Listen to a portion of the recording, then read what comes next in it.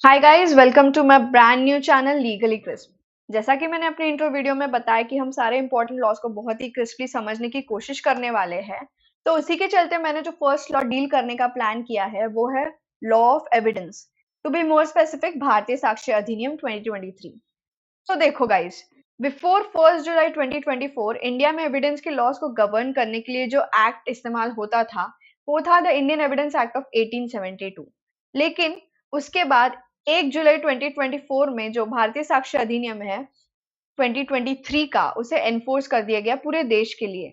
अब ये क्यों किया गया होगा? हर लॉ को रिपील करने के और अमेंड करने के दो मेजर रीजंस होते हैं, पॉलिटिकल या सोशल।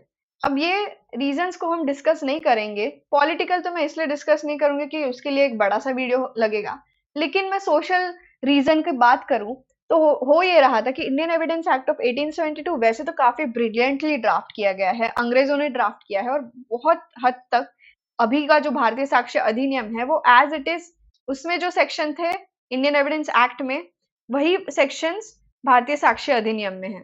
तो चेंज करने का मुद्दा ये था कि टेक्नोलॉजी एडवांसमेंट, टेक्नोलॉजी में इतने चेंज हो रहे थे कि जो इलेक्ट्रॉनिक एविडेंस है, हमारे डिजिटल एविडेंस है, वो इस एक्ट के अंदर प्रॉपरली कवर नहीं हो रहे थे, जिसके कारण इस एक्ट को, इंडियन एविडेंस एक्ट को रिपील करके भारतीय साक्ष्य अधिनियम लेकर आए हैं। तो अब हम इस वीडियो को इस तरीके से डायरेक्ट करेंगे कि हम सेक्शन बाय सेक्शन तो जाएंगे, बट जितना क्रिस्पली हो उतना क्रिस्पली इसको समझेंगे, so that by the end of this video आपकी अंडरस्टैंडिंग इतनी मजबूत हो कि आपके अंदर एक कॉन्फिडेंस क्रिएट हो जाए भारतीय साक्ष्य अधिनियम के बेसिक्स को लेके। तो चलिए हम सबसे पहले मॉड्यूल 1 पे बात करते हैं, और इसमें मैंने सबसे पहले जो टाइटल दिया है जिसके अंतर्गत हम कुछ टॉपिक्स को गवर्न करने वाले हैं, अंडरस्टैंड करने वाले हैं, वो है प्रीरिक्विजिट्स फॉर अंडरस्टैंडिंग भारतीय साक्ष्य अधिनियम 2023। तो पहले सबसे पहले जो आता है सेक्शन 1। सेक्शन 1 किस चीज के बारे में बात करता है? सेक्शन 1 बात करता है short title, application and commencement को लेके। काफी शॉर्ट सा मुद्दा है। शॉर्ट टाइटल है भारतीय साक्ष्य अधिनियम 2023, वेरी ऑब्वियस दिखता भी है। साक्ष्य का मीनिंग है एविडेंस, इसके वजह से भारतीय साक्ष्य अधिनियम ऐसा इस एक्ट को नाम दिया गया है। अप्लाई कहाँ होता है? हर कोर्ट केस में अप्लाई होता है, including military courts, court marshals.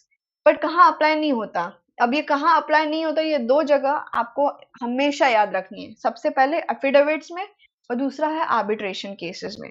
Affidavits वाली चीज है वो तो मैं किसी और वीडियो में समझाऊंगी, आप फिलहाल यही याद रखिए कि एफिडेविट्स में लॉ अप्लाई नहीं होता। आर्बिट्रेशन केसेस में अप्लाई क्यों नहीं होता? क्योंकि जो हमारा एक्ट है, arbitration and conciliation act of 1996, जिसमें आर्बिट्रेशन को लेके भी लॉ दिया हुआ है, लॉज दिए हुए हैं, सेक्शंस दिए हुए हैं, उसमें ऐसे प्रोविजंस दिए हैं कि आपको अपने जो लॉज हैं उनको एज इट इज अप्लाई करने की जरूरत नहीं है। वो पार्टीज के ऊपर डिपेंड करता है, और उनके जो पहले से डिसीजंस होते हैं, अग्रीमेंट होती है, जिसमें वो डिसाइड करते हैं कि ये लॉज अप्लाई होंगे और इस हद तक अप्लाई होंगे और इस हद तक अप्लाई नहीं होंगे। उसके वजह से ये कहा गया है कि आर्बिट्रेशन केसेस में ये लॉ अप्लाई नहीं होंगे। सो बेसिकली अगर आप एक कोर्ट रूम में है, किसी भी कोर्ट रूम में, तो ये लॉ अप्लाई होंगे unless and until it's a matter of an affidavit, या फिर किसी आर्बिट्रेटर का मैटर हो, आर्बिट्रेशन का मसला हो। ठीक है। अब ये लॉ स्टार्ट कब होता है? स्टार्ट क्यों बोला मैंने, शब्द क्यों यूज किया? कमेंसमेंट जो वर्ड यूज किया है उसका मतलब होता है स्टार्ट करना। ये स्टार्ट किस तारीख से हुआ? तो ये जो तारीख है वो सेंट्रल गवर्नमेंट तय करती है और उसे अनाउंस करती है ऑफिशियल गैजेट में। तो ऑफिशियल गैजेट क्या होता है? ऑफिशियल गैजेट जो होती है वो एक नोटिस बोर्ड जैसी किताब है, जो सरकार सारे नोटिसेस देती है, वो किताब है। उसी में इस एक्ट को भी ऑफिशियली अनाउंस किया गया, और ये बाद में कमेंस हुआ 1 जुलाई 2024 में। ठीक है। तो अब हम चलते हैं अगले सेक्शन की ओर।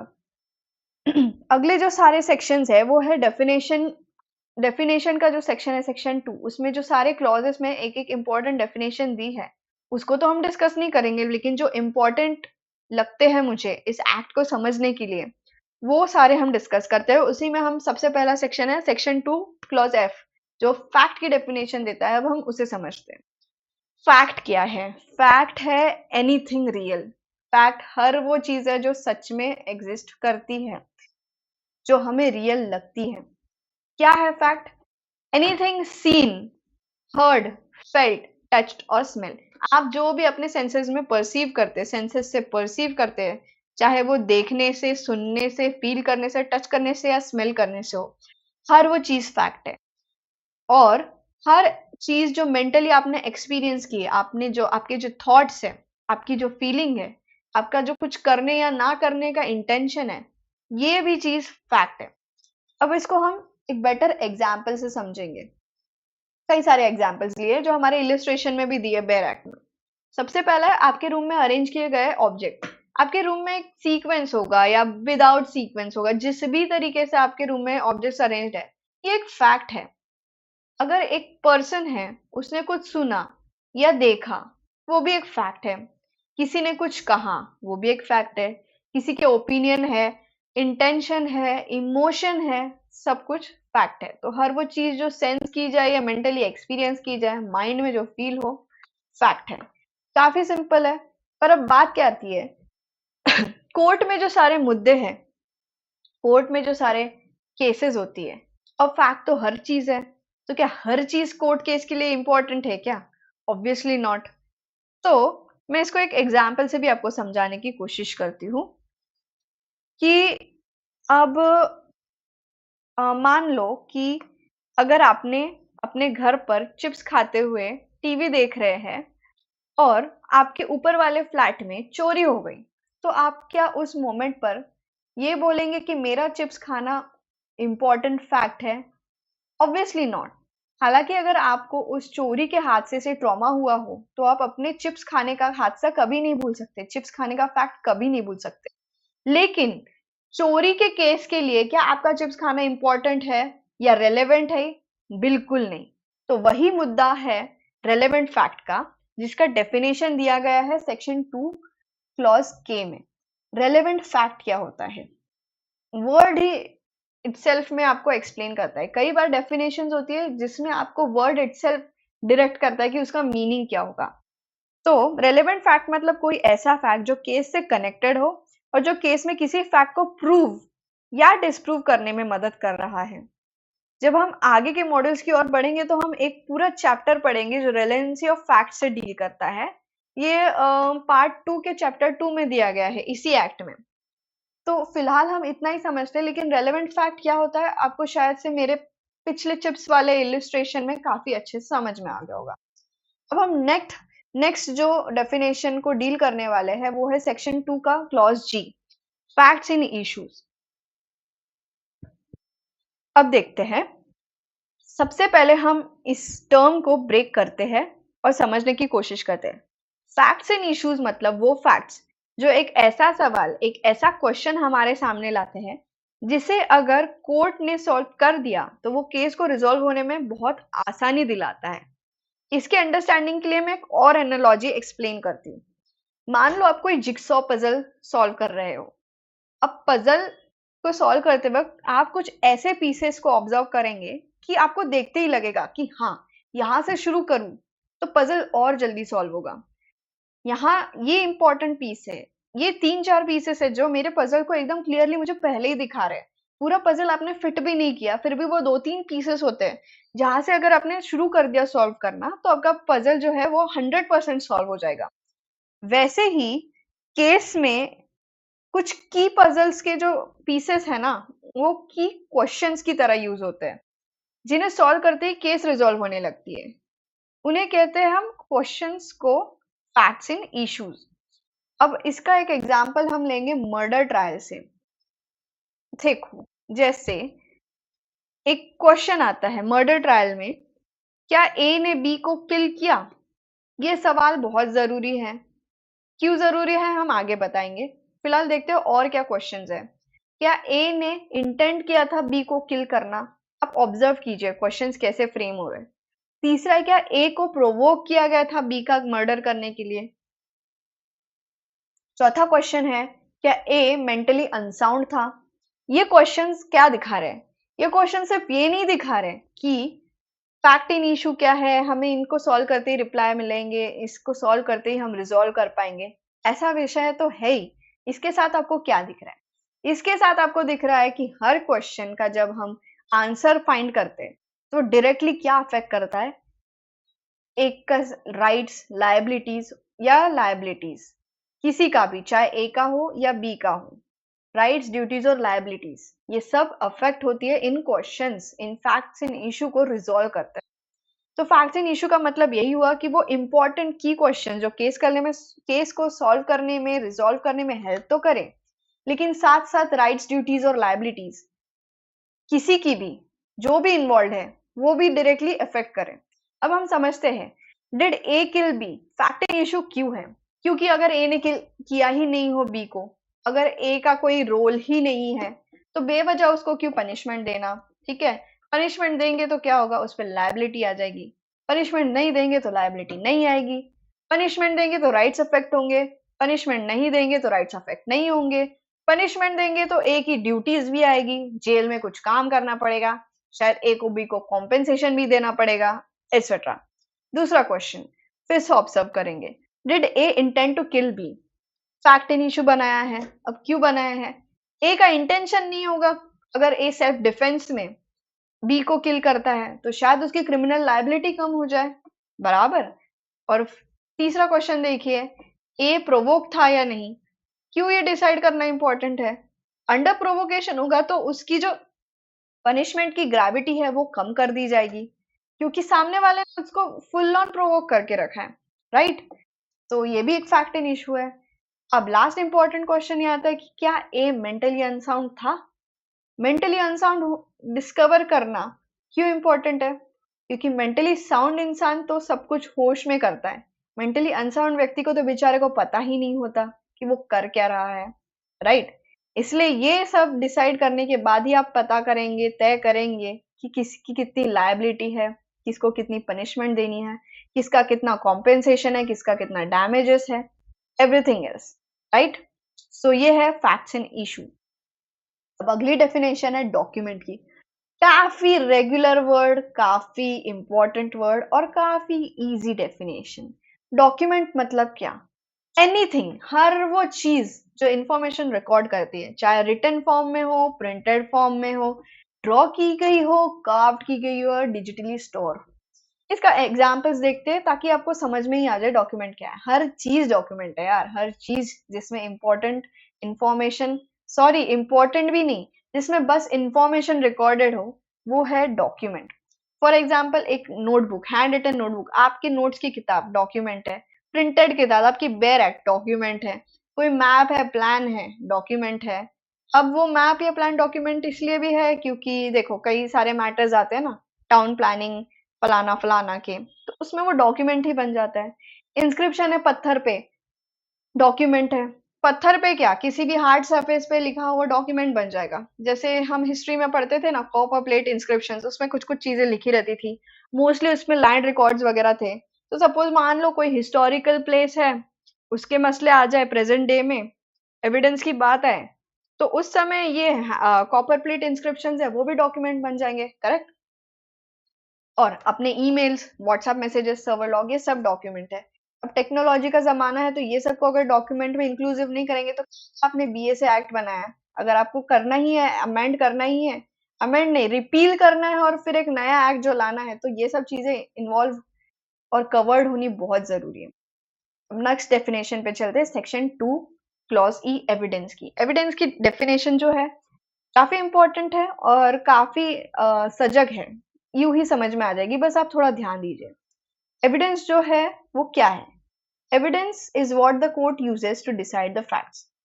It is of two types, oral evidence and documentary. सबसे पहले एविडेंस है क्या? एविडेंस हर वो चीज है जो कोर्ट में लाई जाती है किसी फैक्ट को प्रूव या डिसप्रूव करने के लिए, करेक्ट? हर टाइप के फैक्ट्स आते हैं कोर्ट में, हम उसमें से रेलेवेंट फैक्ट्स चूज करते हैं, राइट? और उन रेलेवेंट फैक्ट्स के बेसिस पे हम फैक्ट्स इन इश्यूज जो है उनको रिजॉल्व करते हैं। तो होता क्या है कि अब ये जो फैक्ट्स लेकर आते हैं तो कोई भी कहानी जोड़ दे, तो हमें इन फैक्ट्स की बैकिंग के लिए लगता है सबूत, एविडेंस, ठीक है? और वो फैक्ट्स डिसाइड तभी होते हैं कि ये सच्चे है या झूठे हैं, एविडेंस के बलबूते पे। एविडेंस होती है दो तरीके की, एक होती है ओरल एविडेंस, एक होती है documentary evidence. Name suggesting itself, oral evidence मतलब क्या? जो भी विटनेसेस कोर्ट में कहते हैं, चाहे वो फिर एक वीडियो कॉल में बैठा हुआ विटनेस हो, ओरल एविडेंस दे रहा हो वो भी ओरल एविडेंस ही माना जाएगा। डॉक्यूमेंट्री एविडेंस मतलब जैसे पेपर हो गए, डिजिटल रिकॉर्ड्स हो गए, ईमेल, मैसेज एटसेट्रा एटसेट्रा। तो शॉर्टकट में क्या याद रखेंगे? एविडेंस क्या क्या है? विटनेस के शब्द और जो डॉक्यूमेंट्स रिकॉर्डेड दिखाए गए हैं सब एविडेंस है, ठीक है। और ओरल एविडेंस और डॉक्यूमेंट्री एविडेंस जो है इनको भी लेके अलग से चैप्टर्स है और सेक्शंस है, तो उसे हम आगे के मॉड्यूल्स में कवर करेंगे। आगे की जो वीडियोस है इसी श्रृंखला में उनमें कवर किया जाएगा एविडेंस का विषय। अब हम अगले टॉपिक पे चलते हैं। अगले टॉपिक या डेफिनेशन जो है उन्हें क्लब करके पढ़ते हैं। 3 डेफिनेशंस है। Section 2 clause J proved, section 2 clause C disproved और section 2 clause I not proved. बहुत आसान है, शुरू करते हैं। Proved, disproved, not proved. देखो, एक फैक्ट है, वो क्या क्या हो सकता है? एक फैक्ट की क्या पॉसिबिलिटी है? शायद वो प्रूव हो जाए, शायद वो डिस्प्रूव हो जाए, शायद वो नॉट प्रूव हो जाए। प्रूफ का क्या मतलब है? फैक्ट प्रूफ कब है? जब कोर्ट 100% बिलीव कर लेता है ना कि यही सच है, या कोई ऐसा फैक्ट जो ऐसा सच लगे कि कोई रीजनेबल पर्सन बोले कि ये झूठ हो ही नहीं सकता, तब हम बोलेंगे कि ये फैक्ट जो है कोर्ट का डिसाइडेड प्रूफ फैक्ट। अब डिस्प्रूव्ड, डिस्प्रूव मतलब क्या? एग्जैक्टली प्रूफ का ऑपोजिट। कोर्ट उस फैक्ट को लेके 100% अनश्योर है कि ये सच तो हो नहीं सकता, और ये कह सकते कि एक ऐसा फैक्ट है जो सच लगे ही नहीं और रीजनेबल पर्सन इसको देखे या सुने, इस फैक्ट के बारे में जाने तो बोले कि ये 100% गलत है। मतलब प्रूव्ड और डिसप्रूव्ड की जो डेफिनेशन है वो एक दूसरे के ऑपोजिट है। तो अब नॉट प्रूव्ड क्या हो गया? नॉट प्रूव का मतलब ये है कि ऐसा फैक्ट जिसे ना ही प्रूव किया गया है ना ही डिसप्रूव किया है। मतलब वो फैक्ट जिसको लेके कोर्ट श्योर भी नहीं है, और अगर वो मैटर, वो फैक्ट क्वेश्चन में आया है तो कोर्ट उसे ना ही प्रूव कर पाई है ना ही डिसप्रूव कर पाई। तो ये हो गया proved, not proved and disproved. इसको समझने के लिए अब तक हमने जो भी समझा है, अब तक मैंने जो भी डेफिनेशंस डिस्कस किए हैं वो मैंने इस टेबल में डाल दिए हैं। आप इनको गो थ्रू करेंगे वीडियो पॉज करके, आपको एकदम क्लियर हो जाएगा कि मैंने अब तक आपको क्या एक्सप्लेन किया है, ठीक है। अब हम नेक्स्ट डेफिनेशन, ये डेफिनेशन तो है पर डेफिनेशन क्लॉज में नहीं है, ये एक सेक्शन है, सेक्शन 124। इसको समझते हैं। क्या टाइटल है इसका? हूँ मैं टेस्टिफाई। बेसिकली ये सेक्शन जो है बात करता है विटनेस कौन है उस पे। तो सेक्शन ये बताता है कि कोई भी पर्सन विटनेस बन सकता है और टेस्टिमनी दे सकता है। टेस्टिमनी मतलब गवाही, बयान। कोई भी पर्सन जो है वो विटनेस बन सकता है और टेस्टिमनी दे सकता है, लेकिन उसमें कुछ कंडीशंस है। जैसे उस पर्सन को अगर जो सवाल या क्वेश्चन पूछा है वो उसको अगर समझ नहीं पा रहा है क्योंकि शायद वो बहुत यंग है या बूढ़ा है या बीमार है या मेंटली अनवेल है, तो ऐसे कुछ और सिमिलर रीजंस वाला पर्सन और ऐसे पर्सन को विटनेस नहीं बना सकते। आगे ये सेक्शन ये भी एक्सप्लेन करता है कि अगर कोई अनसाउंड माइंड का व्यक्ति है जो अगर इसी सवाल को पूछने के बाद समझ पा रहा है, यानी उसकी अनसाउंडनेस इफेक्ट नहीं कर रही है उस मोमेंट पे, तो वो उन सवालों को अगर सेंसिबली रिस्पॉन्ड भी करता है और आंसर देने से पहले सवाल को समझता भी है, तो वो पर्सन विटनेस बनने के योग्य है।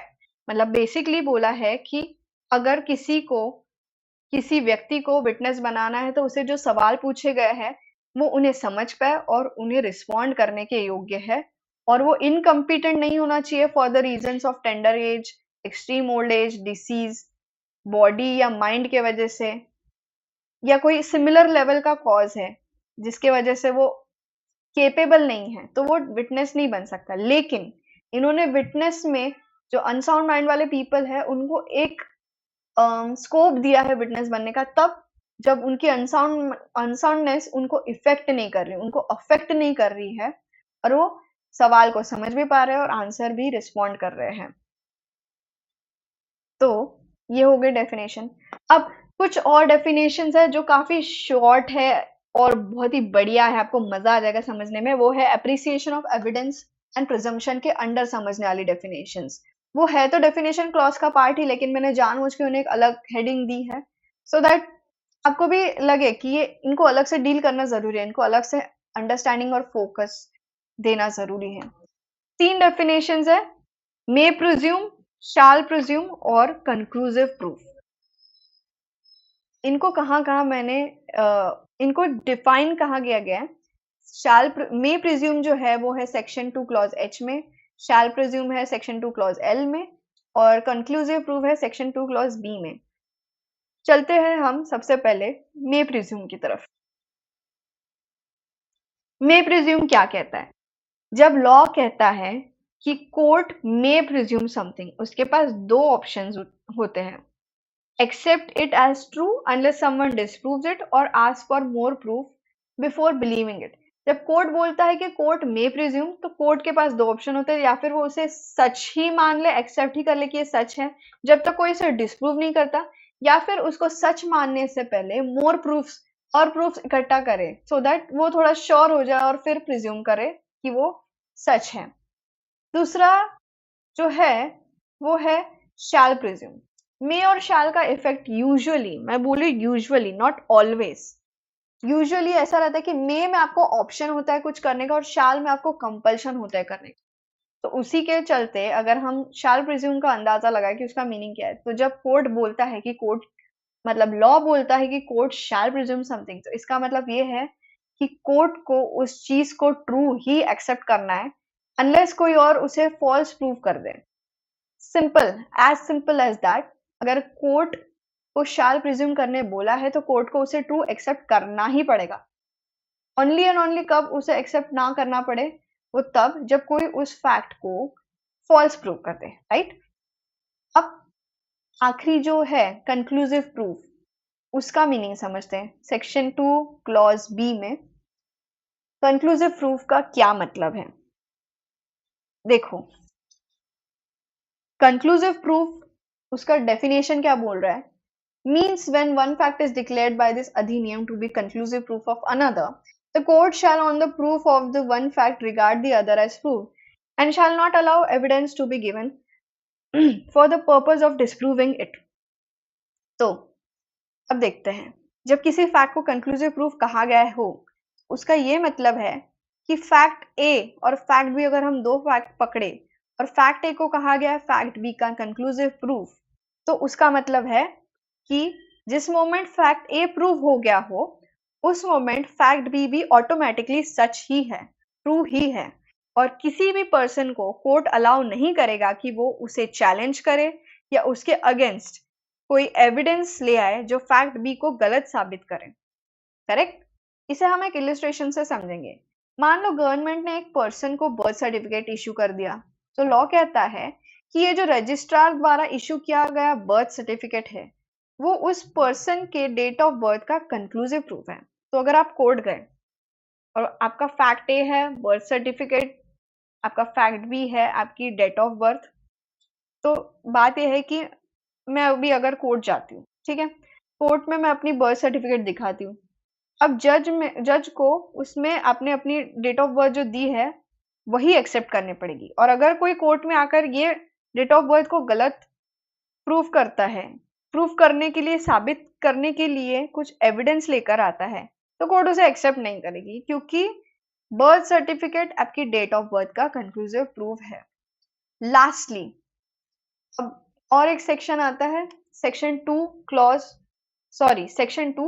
सब section 2 others law apply to. क्या कहता है ये? बहुत ही आसान चीज है। क्या होता है कि हर लॉ कितना भी एग्जॉस्टिव बनाने की कोशिश करो, कुछ ना कुछ कमी छूट ही जाएगी। तो ये लॉ में सेक्शन 2 सब सेक्शन 2 जो है वो सेम चीज पे बोलता है कि ऐसे कोई शब्द, ऐसे कोई वर्ड्स जो भारतीय साक्ष्य अधिनियम में यूज हो रहे हैं लेकिन उनका डेफिनेशन नहीं दिया गया है, ना अपने डेफिनेशन क्लॉज में, मतलब सेक्शन 2 में, ना किसी और सेक्शन में, तब क्या किया जाए? हाथ पे हाथ धरे बैठे रहेंगे? बिल्कुल नहीं। ऑप्शंस दिए हैं उन्होंने, हमें चॉइसेस दिए हैं। आईटी एक्ट 2000 या जो हमारे न्यू क्रिमिनल लॉज है, भारतीय नागरिक सुरक्षा संहिता 2023 या भारतीय न्याय संहिता 2023, इनमें जो डेफिनेशंस दिए गए हैं अगर उसमें वो वर्ड डिफाइंड है तो आप उसी मीनिंग को अंडरस्टैंड करके भारतीय साक्ष्य अधिनियम को इंटरप्रेट करेंगे। That means if it is not defined in भारतीय साक्ष्य अधिनियम, चेक आईटी एक्ट और चेक बीएनएसएस और चेक भारतीय न्याय संहिता। That's it. तो इसी चीज को मतलब जो who may testify, who can testify, may presume, shall presume, conclusive proof और अनडिफाइंड वर्ड्स, ये जो हमने अभी डिस्कस किया उसी का मैंने एक मेमोरी चार्ट बनाया है। आप इसे देखेंगे तो आपको जो भी मैंने अभी तक समझाया वो उसको आप यूं ही रिकॉल कर पाएंगे। आप ये वीडियो को पॉज करके उसे समझने की कोशिश करेंगे। सो गाइज, आज के वीडियो में बस इतना ही। उम्मीद है कि आपको हर वो चीज जो एक्सप्लेन की है वो आपको बहुत अच्छी तरह से समझ आई हो, क्योंकि मेरा एक्सप्लेनेशन मैंने काफी क्रिस्प रखने की कोशिश की है। और अगर आपको वीडियो पसंद आई हो तो आप मेरी वीडियो को लाइक, शेयर और सब्सक्राइब करें। और बाकी वीडियोस के लिए अगर आप इंटरेस्टेड हैं, अगर आपको इसी श्रृंखला में और वीडियोस की जरूरत है, आपको लगता है कि मैं जो एक्सप्लेन कर रही हूँ आपको बहुत क्रिस्पली समझ में आ रहा है, तो आप कृपया यही चीज को कमेंट सेक्शन में मेंशन कीजिए। और अगर आप चाहते हैं कि मैं किसी और लॉ को भी साइमल्टेनियसली कवर करना शुरू कर दूं तो आप उसे भी कमेंट में मेंशन कीजिए। Thank you guys.